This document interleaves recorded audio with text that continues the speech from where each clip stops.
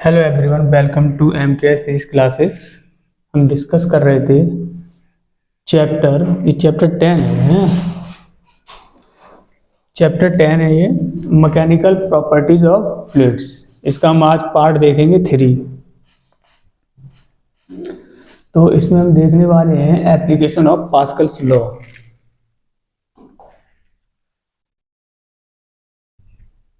Applications of Pascal's law.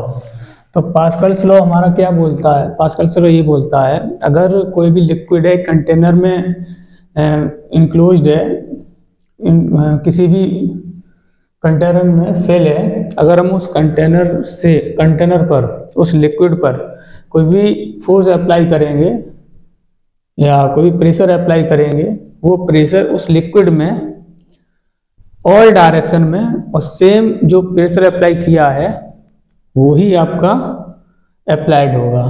जैसे कि अगर हम यहाँ ले लेते हैं इस तरीके से, ये कोई कंटेनर है और यहाँ पर कोई ट्यूब लगी हुई है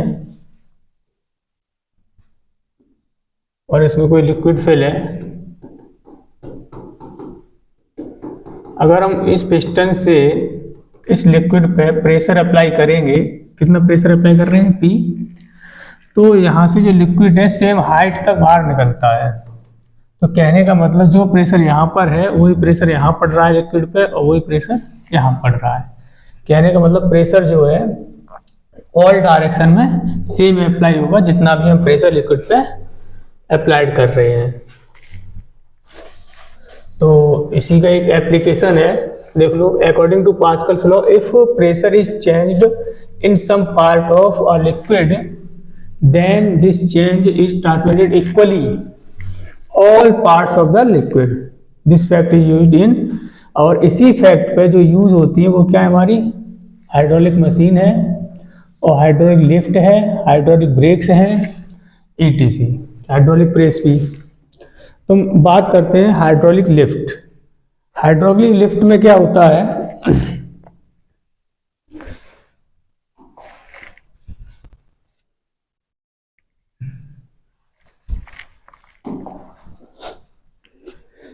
जो हाइड्रोलिक लिफ्ट होगी, इसमें आपकी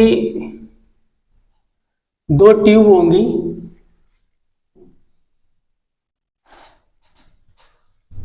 एक ट्यूब का एरिया कम होगा, अगर इसका हम A1 एरिया ले रहे हैं और इसका A2 एरिया ले रहे हैं, और ये जो दोनों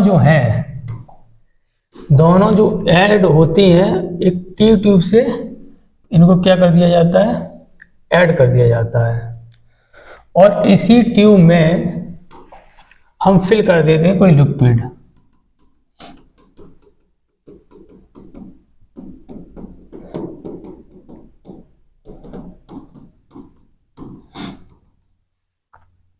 और इन सिलेंड्रिकल में हम पिस्टन लगा देते हैं।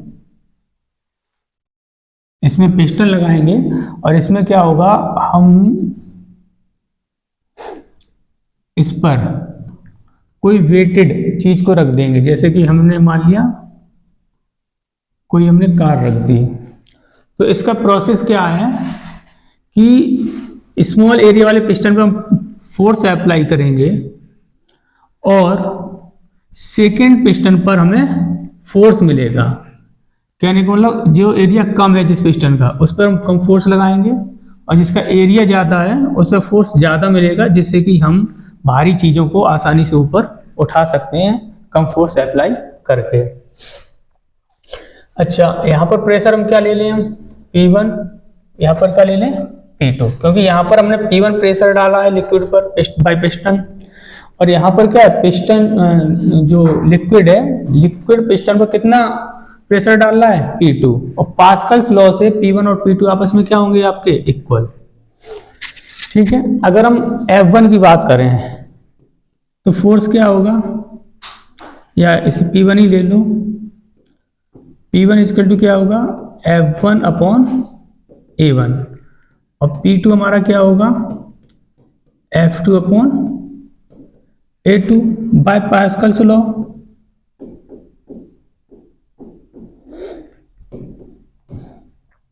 पास्कल्स लॉ आपका क्या कहता है, P1 इक्वल टू P2, तो P1 की वैल्यू पुट कीजिए, F1 upon A1 equal to F2 upon A2, तो यहाँ से F1 अपॉन F2 क्या निकल के आएगा, A1 अपॉन A2। अब यहाँ पर कंडीशन क्या थी, जो A1 एरिया था वो A2 से क्या था, कम, इस पिस्टन का एरिया ज़्यादा था, इस पिस्टन का एरिया कम था, या फिर इस सिलेंडर का एरिया ज़्यादा था, इस सिलेंडर का एरिया कम। तो रिलेशन क्या है, रिलेशन है A1 greater than A2, A2 को यहाँ लाओ तो क्या बनेगा, sorry less than, A1 less than A2, तो क्या बनेगा, A1 upon A2 less than 1। तो कहने का मतलब है कि जो A1 अपॉन A2 की जो वैल्यू है वो 1 से क्या है, कम है, और A1 A2 किसके इक्वल है, F1 अपॉन F2। जब ये टर्म जो है 1 से कम है तो ये टर्म भी क्या होगा, 1 से कम होगा। सो क्या लिखोगे, F1 upon F2 less than 1, तो यहाँ से क्या आ गया, F1 लेस देन F2। तो इसका मतलब क्या है, हमने कम एरिया वाली पिस्टन पे जो फोर्स अप्लाई किया था, कम फोर्स अप्लाई किया, और ज्यादा एरिया वाली पिस्टन पे हमें फोर्स कैसा मिला, ज्यादा मिल गया, जिससे कि हम इस पर कम फोर्स लगाएंगे और इस पर पिस्टन पे क्या होगा, ज्यादा फोर्स मिलेगा, जिससे कि हम कम फोर्स लगा करके भारी वस्तुओं को इजीली हम उसे क्या करते हैं, उठा लेते हैं। बहुत सारी चीजें होती हैं, देखी होंगी तुमने, जैसे कार धुल रही है, जब धुलते हैं उसको ऊपर करते हैं तो किससे करते हैं, बाय हाइड्रोलिक लिफ्ट, कम फोर्स लगाते हैं, हाल ऊपर हो जाती है गाड़ी। ठीक है, ये इसका प्रोसेस है। अगर नोट करना चाहते हो तो यहां से ये नोट कर सकते हो आप। ठीक, यहां देखिए,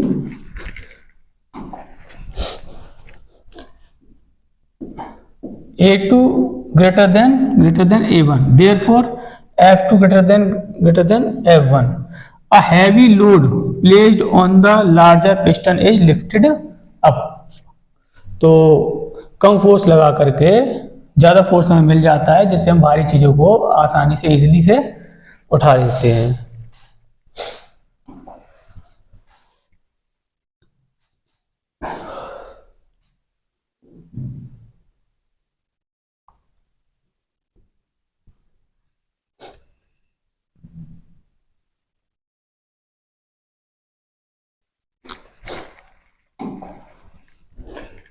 इसका सेकंड एग्जांपल देखिए, हाइड्रोलिक ब्रेक्स। हाइड्रोलिक ब्रेक्स भी किस पे डिपेंड है, पास्कल्स लॉ पे। Hydraulic brakes used in a vehicle are also based on the principle of transmission of pressure in a liquid when the drive of the vehicle puts pressure on the brake pedal, the lever system move a piston. इसमें क्या होता है, देखो process में, इसमें जहां पर कोई भी व्हीकल है, व्हीकल में ब्रेक लगे होते हैं, और ब्रेक पे हम क्या रखते हैं, पैर रखते हैं, उसको हम क्या बोलेंगे, ब्रेक पैडल। जब अगर किसी भी व्हीकल में हमें ब्रेक लगाने हो तो हम पैडल को नीचे की तरफ प्रेस करते हैं कि नहीं करते हैं। ठीक है, और ये जो है एक लीवर से कनेक्ट होकर के, ये जो कनेक्ट होते हैं वो किससे होते हैं, मतलब एक ट्यूब होती है, जो ट्यूब किससे कनेक्ट होती है, मास्टर सिलेंडर से, और इसी मास्टर सिलेंडर में क्या फिल रहता है आपका, ब्रेक ऑयल। ठीक है, और इसी सिलेंडर को, ये जो सिलेंडर होता है, इसे टी टाइप में ट्यूब होती है, किसमें, टी टाइप में ट्यूब कनेक्ट होती है, किससे, मास्टर सिलेंडर से, और टी टाइप ट्यूब में आपकी एक रिम होती है टायर की, वो आपकी कनेक्ट होती है रिम ऑफ व्हील। अब रिम ऑफ व्हील के भीतर क्या होता है, आपके पास ब्रेक शू लगे होते हैं। ठीक है, क्या लगे होते हैं, ब्रेक शू। ये आपका क्या है, ब्रेक शू। और ब्रेक शू जो है एक स्प्रिंग से कनेक्ट होते हैं एक दूसरे से। किससे कनेक्ट होते हैं, स्प्रिंग से। और जो टी ट्यूब है वहां से एक और ट्यूब आती है, जिसमें दो पिस्टन लगी होती हैं। फर्स्ट पिस्टन ये हो गई और सेकंड पिस्टन ये हो गई आपकी। ठीक है, इस तरीके से आपका व्हील एक मास्टर सिलेंडर से कनेक्ट होता है। और ये जो जा रहा है, ये ट्यूब जा रही है, ये किसके लिए हो जाती है? एनोदर व्हील के लिए। इसी तरीके से कनेक्ट होते हैं। जब पैर को ब्रेक पेडल पर रखा जाता है और उसे प्रेस किया जाता है, क्या किया जाता है? प्रेस। तो मास्टर सिलेंडर में जो ऑयल है वो टी ट्यूब में जाने लगता है। ठीक है, जब इसे प्रेस करोगे तो ये आगे जाएगा, तो यहां से क्या होगा? ऑयल आपका निकलेगा। निकलने के बाद और जो टी शेप में ये है इस तरीके से, इसमें ऑयल आएगा आपका और यहां पर ऑयल आएगा। अब ये क्या लगी है? पिस्टन। जब यहां पर जो प्रेशर डाला है हमने, वही प्रेशर यहां पर है, तो वही प्रेशर इन पिस्टन पे पड़ेगा। जब पिस्टन पे पड़ेगा तो ये पिस्टन क्या होंगे? एक दूसरे से दूर दूर होंगे। दूर दूर होने से जो ब्रेक शू है उसमें क्या लगा हुआ है? स्प्रिंग। तो ये भी दूर दूर होने लगते हैं और ये क्या होते हैं? रिम से क्या हो जाते हैं? जाकर के चिपक जाते हैं। जब रिम से चिपक जाते हैं तो व्हीकल क्या होता है? रुक जाता है, ब्रेक लग जाते हैं। जैसे ही हम ब्रेक पेडल से पैर हटाते हैं तो जो ऑयल सी सिलेंडर में पहुंच चुका है वो रिटर्न किस में आ जाता है? मास्टर सिलेंडर में। और फिर से ब्रेक शू क्या है? रिम से हट जाते हैं और व्हीकल आपकी स्टार्ट हो जाती है। बात समझ में आ गई? इसमें क्या प्रोसेस है?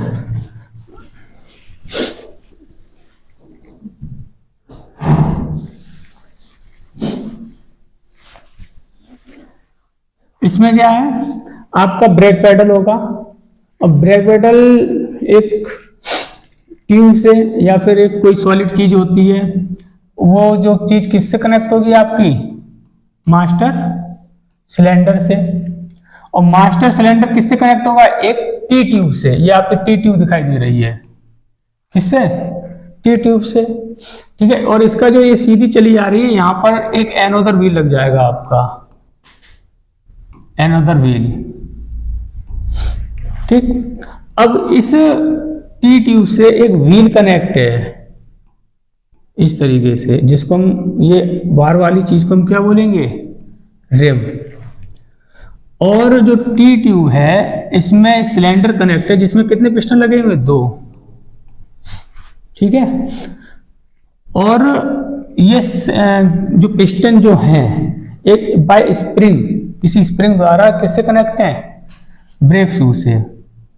जब इस पेडल पर प्रेशर डाला जाएगा तो ये पिस्टन आगे की तरफ बढ़ेगी। ये पिस्टन क्या है? ऑयल पर प्रेशर डालेगी, तो ऑयल यहां से निकलता हुआ टी ट्यूब से होता हुआ इस सिलेंडर में आ जाएगा।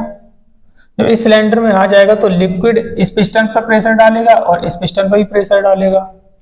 तो ये दोनों पिस्टन क्या है? दूर दूर होंगी। दूर दूर होने से ब्रेक शू किससे चिपक जाएंगे? रिम से। तो व्हीकल आपका रुक जाएगा।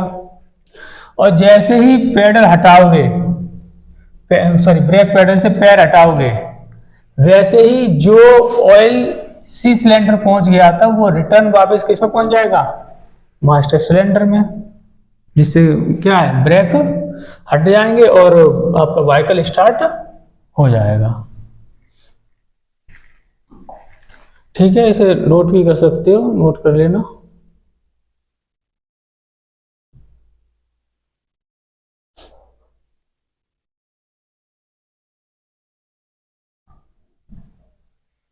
अब देखो numerical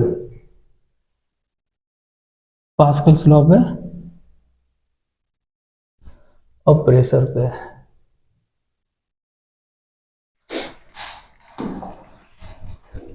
In car lift, compressed air exerts a force F1 on a small piston having a radius of 5 centimetre. तो जो फर्स्ट पिस्टन है, 2 पिस्टन गिवन होंगी, जब फर्स्ट सेकंड कह रहा है तो फर्स्ट पिस्टन पर कितना फोर्स अप्लाई हो रहा है? F1। और रेडियस कितनी है?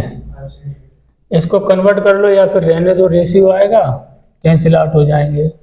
This pressure is transmitted to a second piston, second piston पे ये फोर्स अप्लाई हो रहा है तो वो कितना हो जाएगा, F2 गिवन नहीं है, और इसकी रेडियस गिवन है, कितनी है 15। If the mass of the car to be lifted is, mass कितना है, फाइंड द फोर्स F1,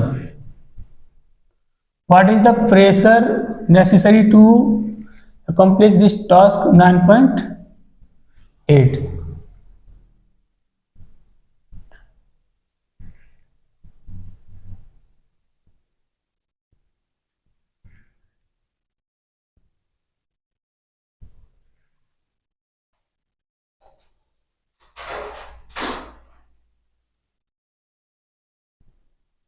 तो इसमें क्या लगाओगे, by Pascal's law, P1 equal to P2, P1 की जगह क्या लिखोगे, F1 अपॉन A1, F2 की जगह क्या लिखोगे, सॉरी P2 की जगह F2 अपॉन A2, यहां से F2 कितना हो जाएगा, F2 बोलो, इसका मल्टीप्लाई इसमें होगा, F1 A2 upon A1, sorry हमें F1 फाइंड करना है ना, F1 यहां से कितना होगा, F1 F2 A1 upon A2। अब F2 का मतलब क्या है, जो कार पे फोर्स अप्लाई हो रहा है कि नहीं हो रहा है, उस कार पे फोर्स अप्लाई हो रहा है तो क्या लिखोगे mg, A1 की जगह क्या लिखोगे पाई R1 स्क्वायर अपॉन A2 की जगह क्या लिखोगे पाई R2 के स्क्वायर, पाई से पाई कैंसिल, m कितना है 1350, g कितना रखोगे 9.8, R1 कितना है 5, और 5 का स्क्वायर कितना होगा 5 इंटू 5 लिख लो,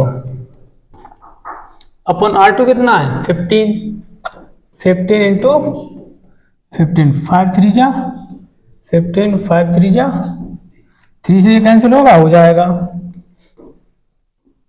3 4 जा 12, 15 हो गया, 3 5 जा 15, 0, फिर 3 से कैंसिल कर दो, तो कितना आ गया F1 150 इंटू 9.8, पॉइंट से 0 कैंसिल, अब मल्टीप्लाई करो कितना आएगा,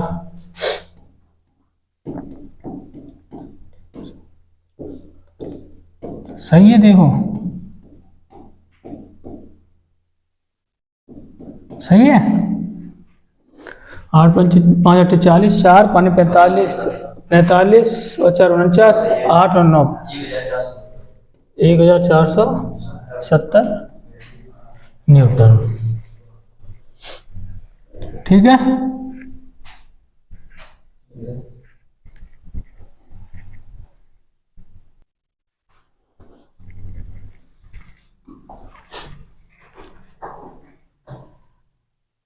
नेक्स्ट देखिए क्या कह रहा है, a force of 80 Newton is applied on a nail whose tip has a cross sectional area of 0.02 centimeter square, calculate the pressure। तो अ फोर्स ऑफ 80 न्यूटन, कितना नेल्स पे फोर्स अप्लाई हो रहा है 80 न्यूटन, कितने एरिया पर 0.02 centimetre, इसे convert करो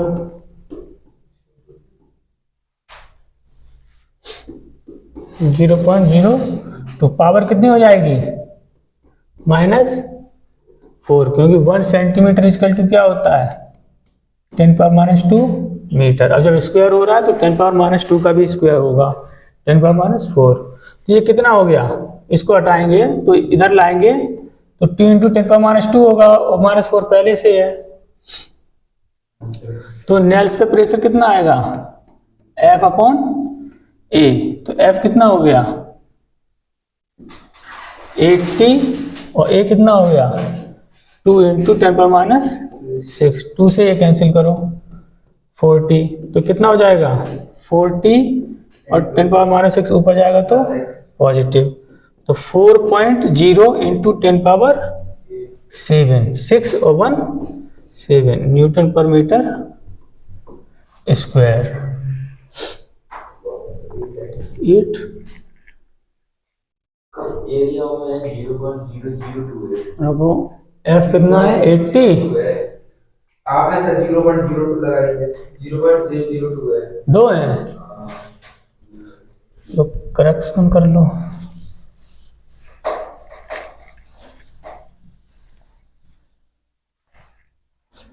area is equal to 0.002 centimetre square. तो इसको क्या लिख सकते हैं 2 इंटू 10⁻³ और सेंटीमीटर स्क्वायर को कन्वर्ट करोगे तो -4 मीटर स्क्वायर। तो कितना हो गया 2 into 10⁻7 metre square. Pressure find करना है नेल्स पर। P equal to F/A। F कितना है 80 और A कितना है 2 इंटू 10⁻7। 2 से ये कैंसिल करो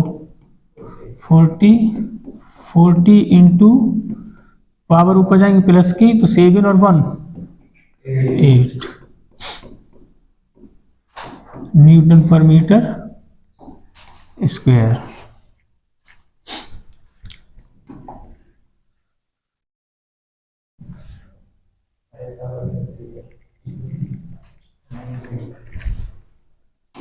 देखो क्या कर रहा है कैलकुलेट h।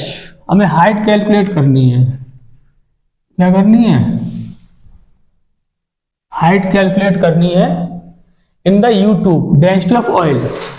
यहाँ पर आपका क्या फिल है ऑयल फिल है जिसकी डेंसिटी गिवन है हमें कितनी डेंसिटी है 0.9 ग्राम पर centimetre cube. Density of carbon tetrachloride इसकी डेंसिटी कितनी है यहाँ पर कार्बन टेट्राक्लोराइड है 1.6 ग्राम पर मीटर क्यूब। सेंटीमीटर होगा यहाँ पे क्या होगा सेंटीमीटर होगा। एंड डेंसिटी ऑफ मर्क्यूरी ये आपकी क्या फिल है मर्क्यूरी जिसकी डेंसिटी कितनी है 13.6 ग्राम पर मीटर क्यूब क्यों है सेंटीमीटर होगा तभी तो 30.6 इंटू 10⁻³ आएगा। अब देखो पहले ग्राम पर सेंटीमीटर क्यूब को चेंज करो तो ग्राम में कितना केजी होगा 10⁻³ 1 सेंटीमीटर में कितना मीटर होगा 10⁻² और उसका क्यू कर रहे हो तो 10⁻6 मीटर क्यू। तो ये कितना निकल आएगा इससे ये कैंसिल करो और -3 ऊपर जाएगा तो कहने का मतलब 1 ग्राम सेंटीमीटर क्यूब में कितना होगा 10⁻3। अच्छा डेंसिटी ऑफ ऑयल देखो डेंसिटी ऑफ ऑयल तो क्या लिख सकते हैं इसे 0.98 इंटू 10⁻³ लिख सकते हो। अच्छा कार्बन के लिए देखो क्या लिखोगे कार्बन के लिए क्या लिखोगे 1.6 इंटू 10⁻³ केजी पर मीटर क्यूब। मर्क्यूरी के लिए क्या लिखोगे 13.6 इंटू 10⁻³ केजी पर मीटर क्यूब। हमें हाइट फाइंड करनी है ये वाली क्या फाइंड करनी है हाइट। तो यहां पर देखो हमने हॉरिजॉन्टल पर 2 पॉइंट ले लिए एक क्या ले लिया ए और एक क्या ले लिया बी। तो यहां का प्रेशर और यहां का प्रेशर कैसा होगा सेम होगा कि नहीं होगा क्योंकि हॉरिजॉन्टल पॉइंट पर फॉर्मूला क्या होता है P2 - P1 equal to H rho G. H क्या होती है वर्टिकल हाइट तो इनकी वर्टिकल हाइट कितनी है 0 तो P2 इक्वल टू क्या हो गया P1। ये कब है जब 2 पॉइंट क्या है हॉरिजॉन्टल है। तो क्या लिखोगे बोलो क्या लिखोगे PA इक्वल टू PB लिखोगे नहीं लिखोगे। यहां का प्रेशर क्या होगा देखो अगर यहां की बात कर रहे हैं तो एटमॉस्फेयर है यहां भी क्या होगा एटमॉस्फेयर। अब जब दोनों में एटमॉस्फेयर जो ऐड करोगे तो बाद में ये इक्वल है तो ये क्या हो जाएंगे कैंसिल। यहां पर लिखोगे इसकी जगह क्या लिखोगे चलो लिख देता हूं क्या लिखोगे PA प्लस अब इसकी वजह से क्या लिखोगे इसकी वजह से क्या फॉर्मूला है H रो जी क्या फॉर्मूला है एच रो जी। तो क्या लिखोगे, एच रो किसका, ऑयल का, इंटू जी प्लस, अब यहां से यहां तक क्या है, मर्क्यूरी, यहां से यहां तक क्या फिल है, मर्क्यूरी। तो क्या लिखोगे, अब ये हाइट कितनी हो गई, अगर देखो इसमें गिवन भी है वैसे, यहां से यहां तक कितनी है 20, और यहां से यहां तक कितनी h, तो ये कितनी रह गई 20 माइनस h, सेंटीमीटर में है, किसमें, सेंटीमीटर में। तो इसको भी यूनिट रहने दो 20, तो h भी सेंटीमीटर में होगा।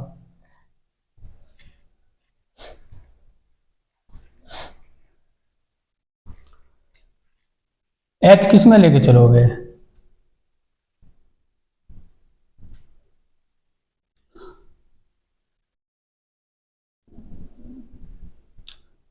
ट्वेंटी सेंटीमीटर, तो 10 की पावर उसमें मल्टीप्लाई करके चलना पड़ेगा, अगर सेंटीमीटर में यूनिट ले रहे हो। अगर h किस में है, सेंटीमीटर, तो क्या लिखोगे, h इंटू 10 पावर माइनस 2, फिर ठीक है, rho oil into g equal to, इसके लिए क्या लिखोगे, इसके लिए ये लिखोगे पी ए प्लस, अब यहां से यहां तक की हाइट कितनी है 20, तो क्या लिखोगे 20 into 10 power minus 3, clear, into density, इसकी डेंसिटी कितनी है कार्बन की, इंटू क्या लिखोगे जी, यही बनेगा, पी ए से पी ए कैंसिल, एच हमें फाइंड करना है। तो देखो अगर ये रुको कुछ गलत कर दिया,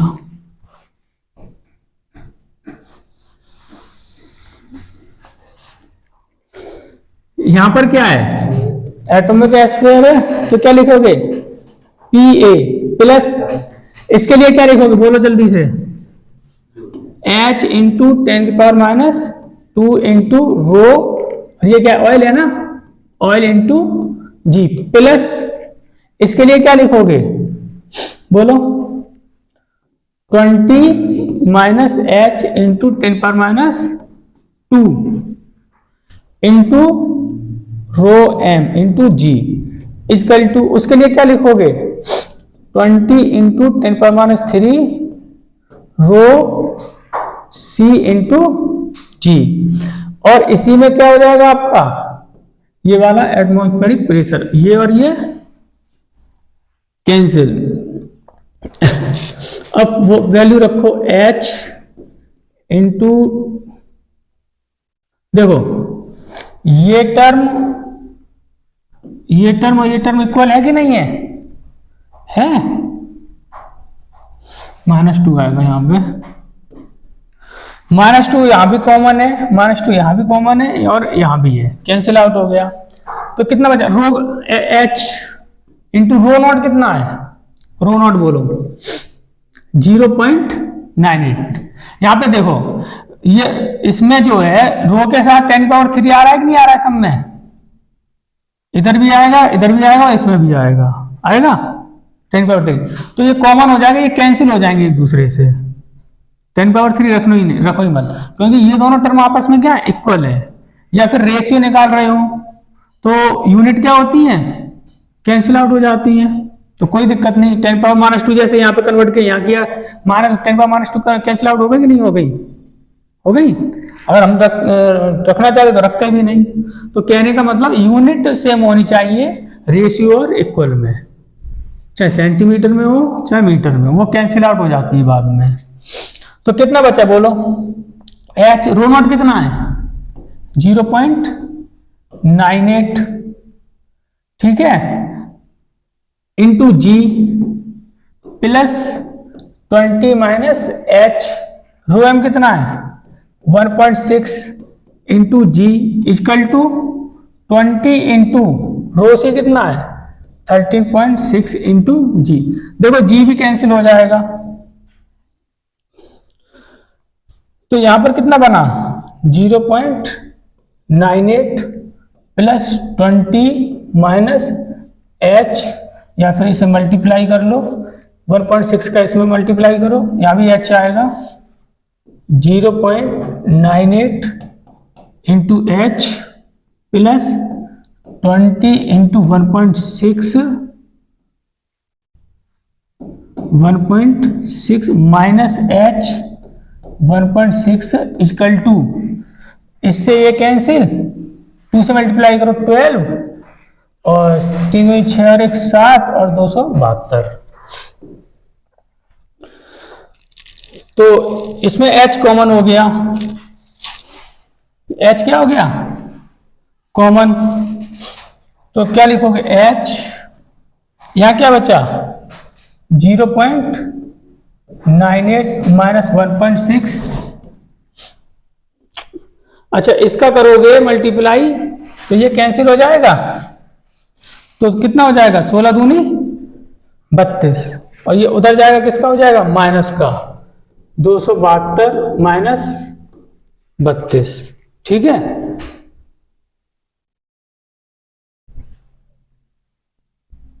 सोलह दूनी, ठीक। अब h इक्वल टू कितना हो जाएगा बोलो, इसमें से 2 में से 2 गया 0, 7 में से 3 गया 4, तो अपॉन 16 में अब इसमें कैंसिल आउट करो, 1.60 0.98 कितना होगा, 10 में से 8 गया 2, 15 में 9 गया 6, 0.6 तो सही है। अब देखो इसमें माइनस का ज्यादा है तो यहाँ माइनस लगेगा, अब इसे आप कैलकुलेट कर लो, क्या कर लो कैलकुलेट। h माइनस का क्यों आ रहा है, क्योंकि ये h किधर है नीचे, आप